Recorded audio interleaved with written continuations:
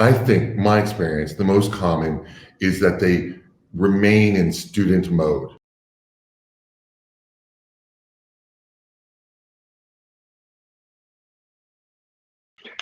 Now, here's another question in somewhat relation to that. When a young dancer enters the professional environment, let's say he's already or she's already hired, into the professional environment, let's say in your company, Mr. Weber, what are common mistakes you see, okay, in class, in rehearsal, and on stage? I don't even want to say common mistakes. I want to say something like, you look at this performance of the daily performance of the young dancer, something that you expected, something you thought this young dancer would know, but unfortunately, it's not happening. Yeah, the common things that it's lacking in class, rehearsal, and on stage. What are those? And what can they do to adjust quickly without a calling to a meeting in your office? Two or three things. Number one, I think my experience, the most common is that they remain in student mode. Yeah, and there's a paradox here. There's a big paradox. The way one succeeds in ballet school as a kid and is being the good little girl, the good little boy, doing exactly what you're told, towing the line, not breaking the rules. You know, ours, it's like ballet's the last benevolent dictatorship. You know, there's no independent free thought. You're and in the best training academies, the teachers are hyper involved in the students' technique. Of course, they should be. They're delivering information to the students. It's that transformation from receiving all the information from teachers and a lot of focus, and then moving into a company situation, often as an apprentice, low man of the totem pole, with these superstars at the principal dancer status. They've been seniors in this great school, maybe the star students of their school. And because of the star students, they're the ones that got the job first. And then suddenly they're back in the bottom status. And there's this combination of having had years of a lot of attention to very little attention. And therefore having to be self-starter, having to be self-taught, having to take the initiative. I often find that transition of someone who's 17 or 18 or 19 years old going from school into a company. It so often, unless they're really on top of it and they're really aware, they can spend a year or two a little lost, kind of in student mode still, very fine in a court of ballet. We're doing Swan Lake. I want that person's, that's the shape of that tendu in a line. But to really get down and dirty and dance, it might take a couple of years of transition of trying to figure out what it's all about. So I think the advice I'd have is you've got to be aggressive. You're at a certain point, you've got to go. Students become autodidacts, self-didactic learning, self-taught essentially. Going into professional life, you have to, most of what you learn, you figure out yourself. You listen and you filter and you intuit and you kind of figure it out. You've got to be more independent in the first years of company life than in the last years of schooling, for sure. And so I think that's the most common thing. There are other things that happen. You're living out on your own. The same things that happen to anyone when they're suddenly in a new environment, and they can lose discipline or lose focus. Right. That's a human nature. Sometimes kids that go to college, that happens to them. They're away from home, etc. But I think my biggest piece of advice would be in those last year or two of school, you've got to start thinking like an independent thinker. I actually think that I've done a lot of talking and thinking about the demographic of ballet dancers that become choreographers. And some years ago, it became very obvious to so many that most ballet choreographers are men, and women were really the exception.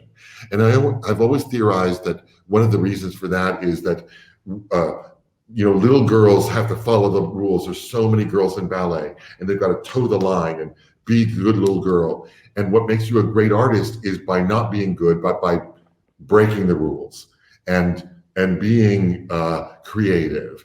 And that's not what's emphasized in ballet school in our training. That individuality, generally, it is when you're coaching, but how many hours do we spend getting coached versus how many hours we spend getting taught in class? We're in class and rehearsals much more than we're coached on individual artistic ideas. And it's that part that's going to make us flourish in a ballet company setting. So the more you can earlier on start to try to be an independent thinker. Free thinker. Within the rules, of course. Yes, and be intuitive of your surroundings. And I think one more. Yeah, you gotta have your antennas up all the time. Right. I think there's one more thing that I believe there's a breakthrough. There's always a breakthrough where the artistic director, or oftentimes when a guest choreographer comes, they see this young dancer and they saw something particular that it was interesting. And they see maybe just for 5 minutes of the fleeting moment, say, you know what? I want her to do it. I want him to do it. And as you, as a director, say, you know what? I'm going to give her or him a chance. Now, this is the moment, I believe, in a company, because not very often they are just going to pick you out of a rank and give you the opportunity. Something has to happen.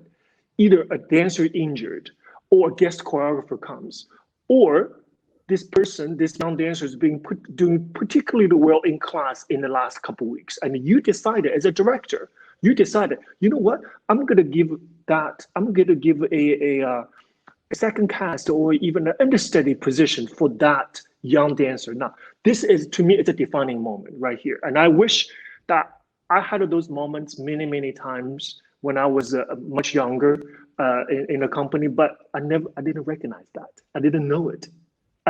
That was my moment. So I wanted you to just simply walk us through when that moment happens, what that dancer should do, the essential things that she or he should do to grab that opportunity and just run with it. Instead of after 3 days of rehearsal, you're like, nothing really happened. Or nothing really happened the way that you had hoped for. It's so interesting. Serendipity, the act of surprises in life, happen to all of us. But usually they happen when circumstances are right. And a young dancer can create those circumstances.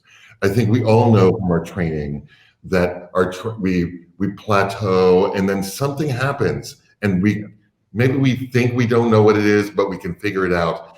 Leads us to, suddenly we had a good day in class, and the next day was a good day, and the next day was a good day, and we're on a roll, and a month later we're at a new level.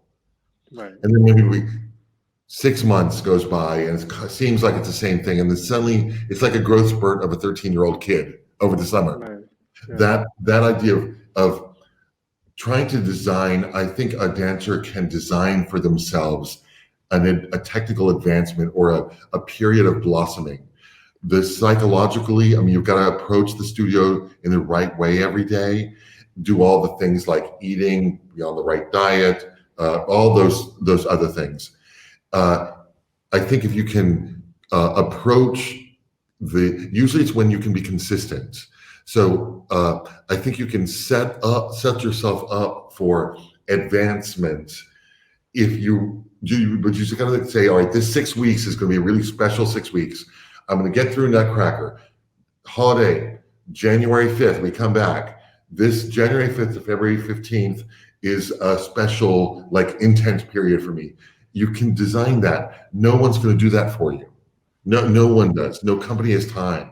No direct, I've got 48 dancers. I love them all, but do I have time to go around to 48 people and have a conversation every day with 48 people? No. It's the ones that create for themselves some advanced advancement. And there are also ballet masters who assist. And so the dancer can, you'll naturally gravitate to one artistic staff member, one teacher, one ballet master, maybe go to that person for advice.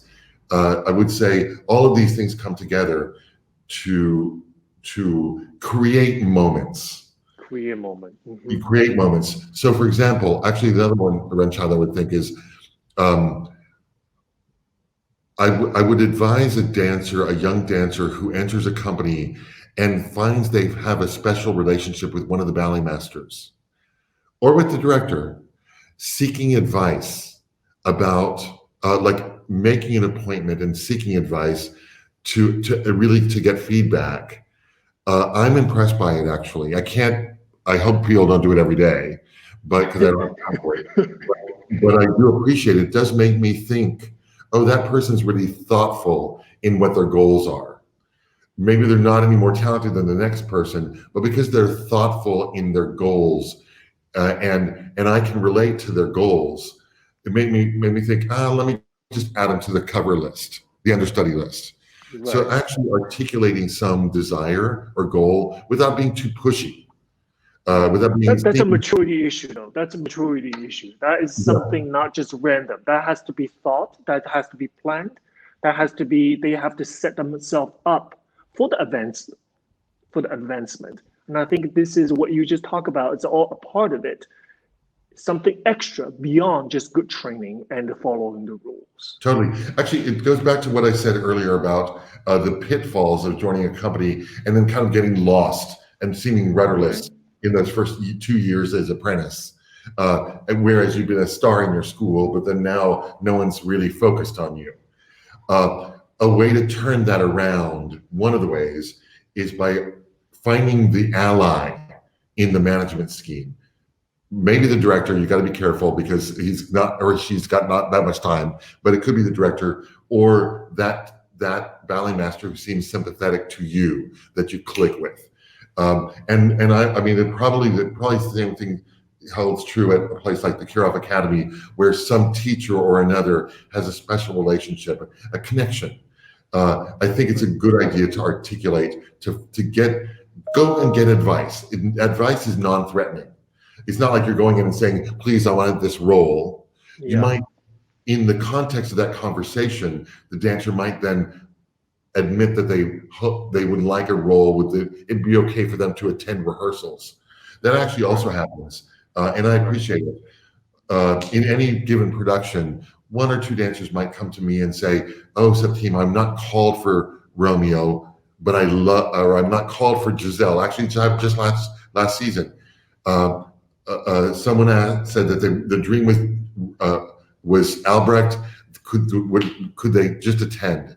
Actually, on the third day, we put him in, and he did Albrecht, and he was not scheduled to, but he was just amazing in the studio. And I didn't call him, but he asked if he could attend. So this, you have to be respectful, but I think taking the initiative, you have to direct your career, and somewhere, in some regards, you have to direct your director. You have to ensure your director, those making the decisions, know what your goals are, know that you're serious about it, know that you're responsible, know that you'll know the step the next day, like that. That's wonderful.